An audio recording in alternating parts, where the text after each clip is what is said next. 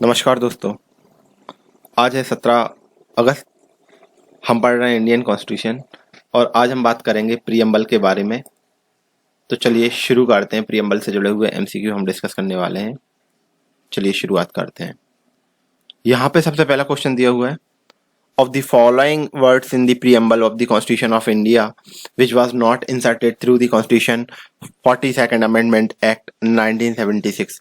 Question में बोला जा रहा है कि इंडियन कॉन्स्टिट्यूशन में जो 42वां 42nd अमेंडमेंट करी गई थी 1976 में, तो यहाँ पे जो टर्म दिए गए हैं इनमें से ऐसा कौन सा टर्म है जो कि प्रीएम्बल के अंदर इंसर्ट नहीं करा गया था उस समय? Socialist, secular, integrity, dignity. तो दोस्तों यहाँ पे ये जो शब्द है डिग्निटी, डिग्निटी मतलब गरिमा, तो ये जो टर्म है ये इंक्लूड नहीं करा गया था 42nd अमेंडमेंट के थ्रू, लेकिन जो बाकी टर्म है वो इंक्लूड करे गए थे, तो वो भी ध्यान रखिएगा। सोशलिस्ट मतलब समाजवादी, सेकुलर मतलब पंथ निरपेक्ष, इंटीग्रिटी मतलब अखंडता। क्वेश्चन सेकंड की बात करूंगा।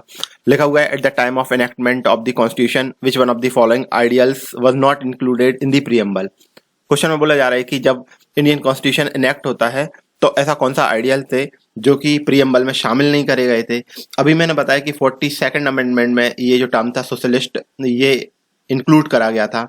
ठीक है, तो ध्यान रखिएगा ये उस समय जब कॉन्स्टिट्यूशन इनेक्ट होता है तो तब ये शामिल नहीं था, लेकिन 42nd अमेंडमेंट होती है, 42 जो अमेंडमेंट हुई थी 1976 में, इसको तब ऐड करा गया था।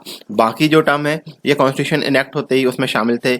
लिबर्टी मतलब liberty, equality and justice. Justice मतलब न्याय, इक्वलिटी मतलब समानता और लिबर्टी मतलब आजादी। क्वेश्चन थर्ड की बात करूंगा।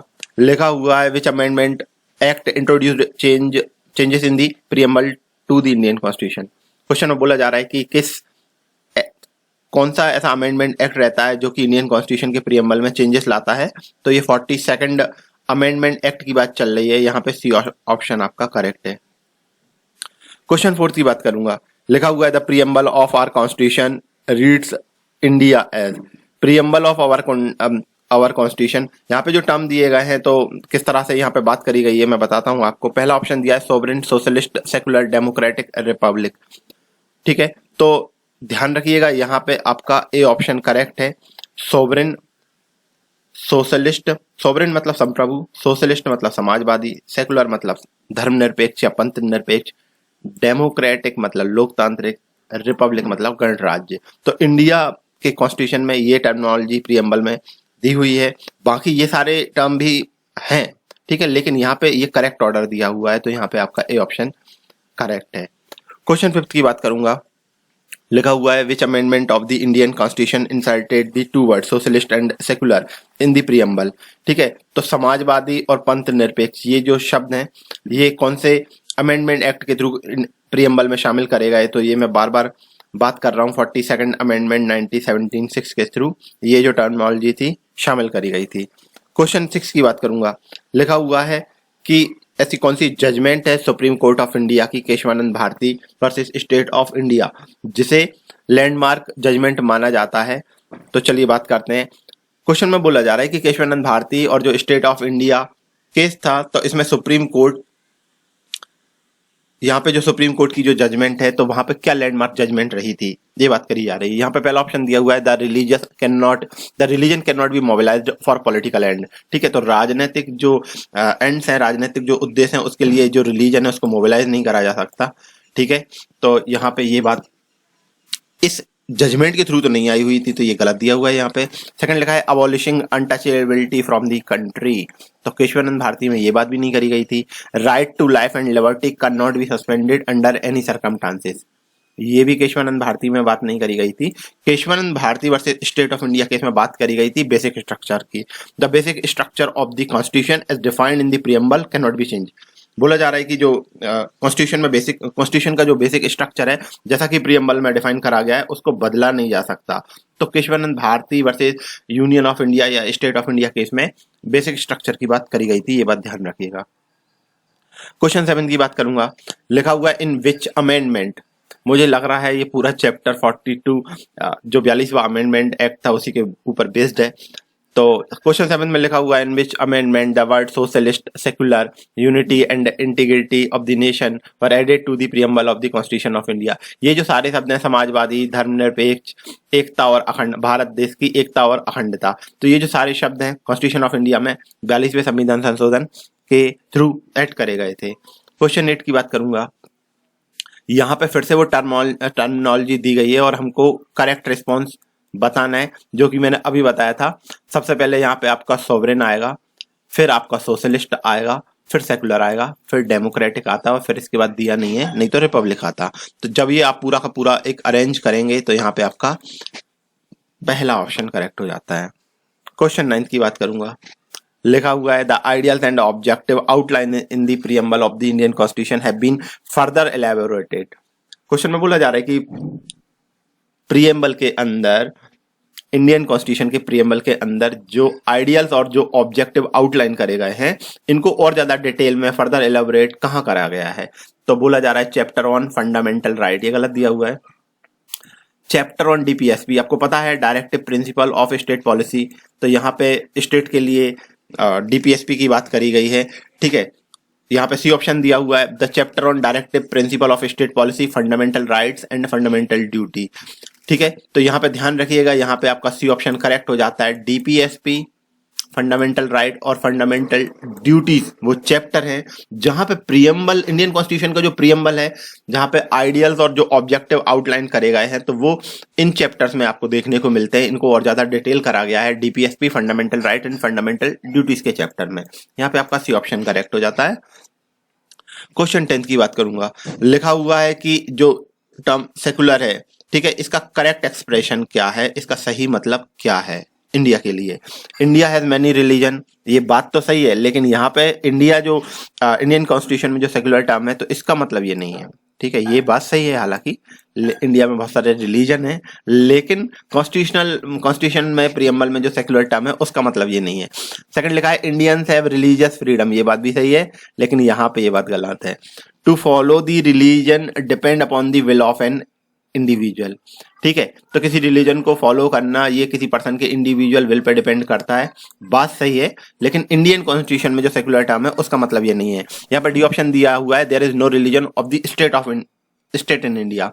ठीक है, तो इंडियन स्टेट का कोई पर्टिकुलर खुद का रिलीजन नहीं होगा, इसका मतलब होता है सेकुलर। ठीक है, तो ये बात आप ध्यान रखिएगा, यहाँ पर डी ऑप्शन आपका करेक्ट हो जाता है। क्वेश्चन 11 की बात करूंगा। लिखा है which one of the following describe India as a secular state, तो यहाँ पे कौन सी ऐसी बात है जो इंडिया को सेकुलर स्टेट डिफाइन करता है, बताता है। Fundamental right, preamble to the constitution, 9th schedule and directive principle. तो अभी मैंने बताया प्रीएम्बल में इंडिया को सेकुलर स्टेट बोला गया है, तो यहाँ पे आपका बी ऑप्शन करेक्ट हो जाता है। क्वेश्चन 12 की बात करूंगा। विच one of the following liberty is not embodied in the preamble to the constitution of India। Question में बोला जा रहा है कि किस तरह की जो लिबर्टी है वो कॉन्स्टिट्यूशन ऑफ इंडिया का जो प्रीएम्बल है वहां पे बात नहीं करी गई है। ठीक है, लिबर्टी ऑफ थॉट तो ठीक है, इंडिया में लिबर्टी ऑफ थॉट है आपके लिए, लिबर्टी ऑफ एक्सप्रेशन भी है, लिबर्टी ऑफ बिलीफ है।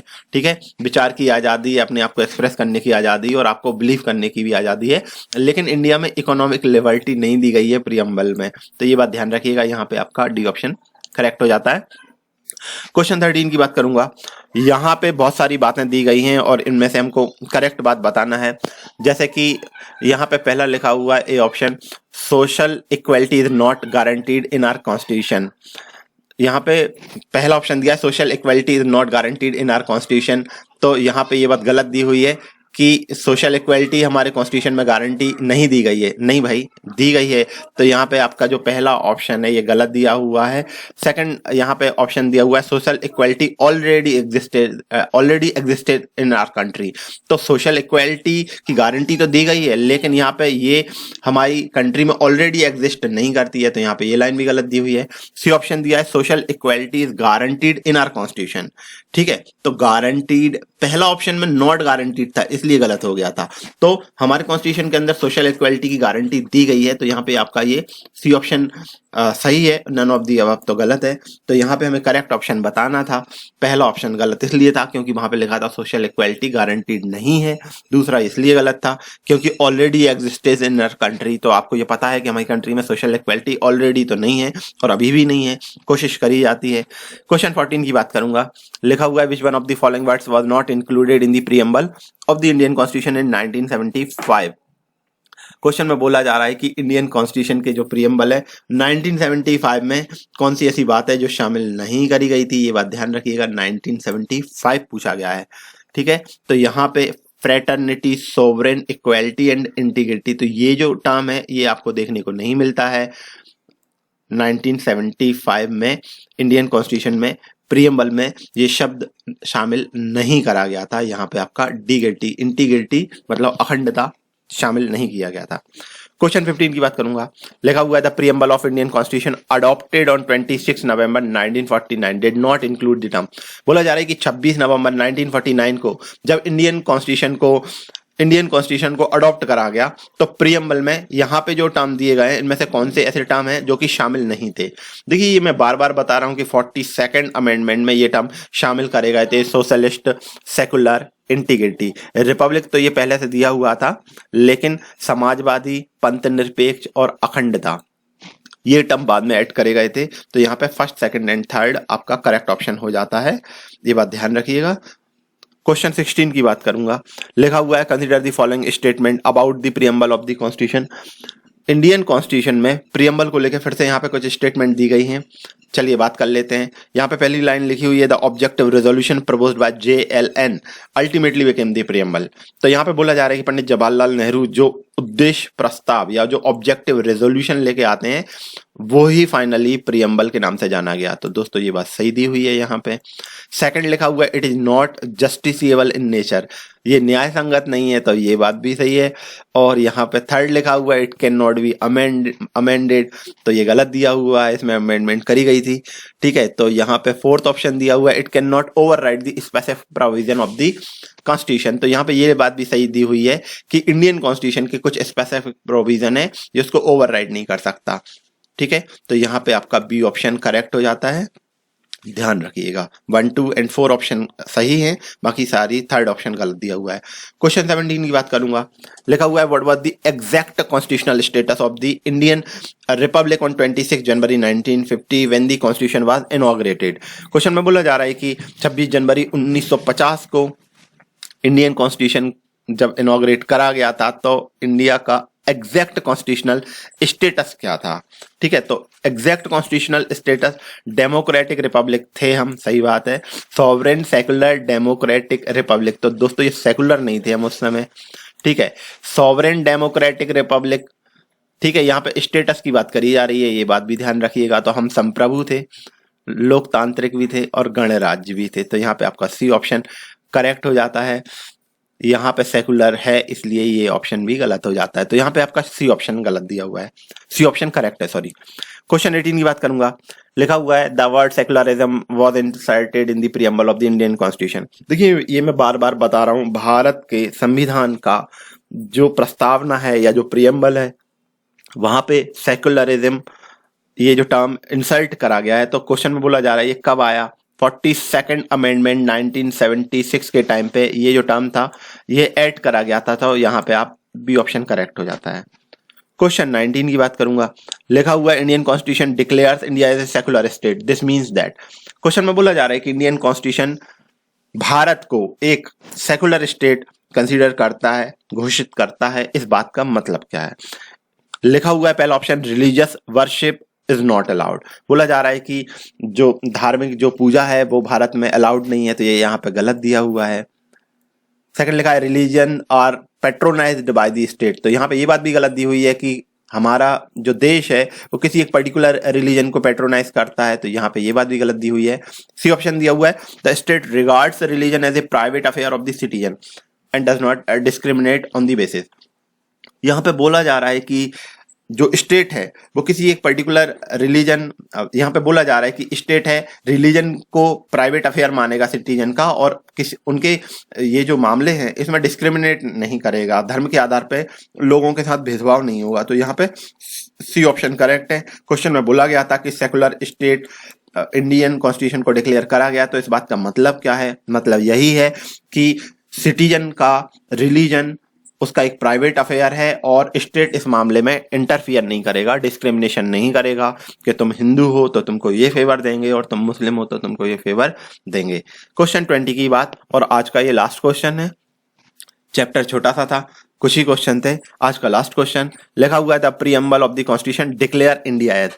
ठीक है, तो इंडियन कॉन्स्टिट्यूशन में जो प्रीएम्बल है वो इंडिया को किस तरह से डिक्लेयर करता है, क्या बात बताता है? लिखा है sovereign democratic Republic, socialist democratic Republic, sovereign socialist secular democratic Republic. ये कई बार आ चुका है आज के डिस्कशन में कि भारत संप्रभु है, समाजवादी है, धर्मनिरपेक्ष है, लोकतांत्रिक है और गणराज्य है, रिपब्लिक है। ठीक है, तो यहाँ पे आपका सी ऑप्शन करेक्ट हो जाता है। फिलहाल हमने दोस्तों आज डिस्कस करा इंडियन कॉन्स्टिट्यूशन के प्रीएम्बल के बारे में। इसके बाद नेक्स्ट जो लेक्चर आएगा कल के दिन, उसमें हम इंडियन कॉन्स्टिट्यूशन के जो भी वेरियस पार्ट्स हैं, आर्टिकल्स हैं और शेड्यूल्स हैं कॉन्स्टिट्यूशन के, उनके बारे में बात करेंगे। फिलहाल के लिए बस इतना ही, स्टडी करते रहिएगा। Thank you very much, thank you.